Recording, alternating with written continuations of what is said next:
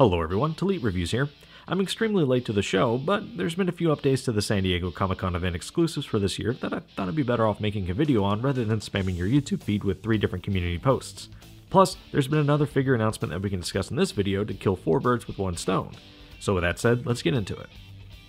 Starting with the Super Saiyan Future Trunks from Dragon Ball Super, he's going to be sporting a purple light pearlescent paint job to recreate the scene in the anime where he fires off the Gallic Gun, and his hair appears to be translucent like last year's event exclusive Super Saiyan 2 Gohan, Majin Vegeta, and Goku.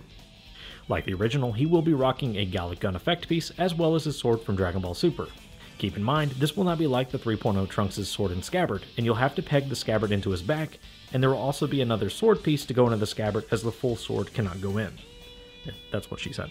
But anywho, according to the official article from the Dragon Ball website, Trunks here will be coming with 4 types of interchangeable right hands and 3 for the left in addition to your standard fists.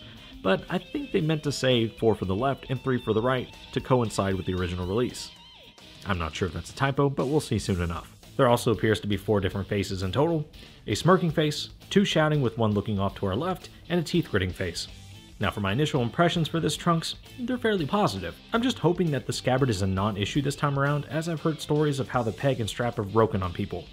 He's also going to be missing the Spirit Sword or Sword of Hope effect piece, which isn't a complete deal breaker given the look that they're trying to go for with this guy. I am, however, excited that Trunks is getting more faces with the Super Saiyan head sculpt this time around, as the original release only had 2, which I felt like wasn't enough. That said, this Trunks does feel a bit out of left field given the fact we just got off the highs and lows of the 3.0 Trunks. But hey, there's probably someone out there that likes this version of Trunks and missed out on the original from 5 years ago. Next, we have the final battle, Jiren. He's going to be rocking a red pearlescent paint job to recreate the red aura that he has around him when he surpasses his own limits against Ultra Instinct Goku during the Tournament of Power. He's going to have 4 head sculpts in total: a stern face, a teeth gritting face, a shouting face, and a face where his eyes are closed from taking a hit, or losing that other fight if you know what I mean. Jiren will also come with 3 extra sets of hands, and will also be rocking the Kadan effect piece. As for my thoughts for Jiren here, it's kinda hit or miss for me, but I am excited to see more figures getting this pearlescent paint job treatment, as Tamashi's previous track record for these types of paint apps have been absolutely stellar. Me personally, I like the overall execution of Jiren, and I'm excited to see the paint job in person. I'm just kinda bummed that he didn't come with an aura effect piece, and the same could be said for Trunks for that matter. For the last of the 3 Dragon Ball exclusives, we are getting what has got to be the most jam-packed release yet. A retooling of the Sand Raised on Earth Goku with 4 faces in total, an extra headpiece that is windswept, 4 extra right hands, and 2 for the left. This set is going to include the Power Pole and Flying Nimbus, which also comes with an interchangeable tailpiece. For the faces on Goku, it looks like we're going to be getting a smirking face, a happy-go-lucky face, the same happy-go-lucky face, but this time he's looking slightly down to our right, and a teeth-gritting face.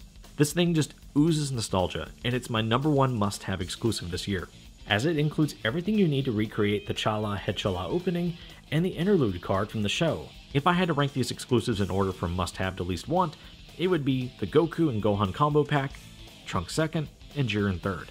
I would have loved to have seen a Fusion Reborn Gogeta or even a Super Saiyan God Vegeta, but hey, there's always next year.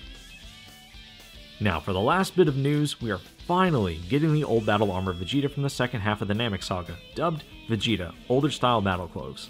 Not the most original sounding name, but I digress. He looks to be rocking a completely different head sculpt from the 24,000 release, and will include 4 sets of hands and 5 faces in total. He will also have interchangeable armor pieces to recreate the holes in his armor from when Krillin blew out his insides so he could get that Zenkai boost. He will also have the same crossed arm accessory like we got on the recent Vegeta, which, spoilers because I'm mid-review, I absolutely love over the original crossed arms that peg into the lower shoulders. I don't know about you, but they've always been a pain to get on. The downside of this guy is he's still rocking those horrible ankles, and in some of the promotional photos, Vegeta's shoulders just make his torso look like a barrel. I don't know how else to explain it. I just hope he doesn't have any issues with the chest pieces falling off. But for 60 USD, I think we have our new base form head. So that's it for the news. I'd like to know what you think of these figures. Are there any exclusives that you're looking forward to picking up? And what do you think about the old battle armor Vegeta? Is he a must or a hard pass? Personally, I'm curious if he's going to have the same scaling as the 24,000 Vegeta. His lower legs do look to have the same folds in the jumpsuit like the 24,000 Vegeta, so we'll have to wait and see. Anywho, this has been Elite Reviews, and I'll catch y'all in the next review. Peace.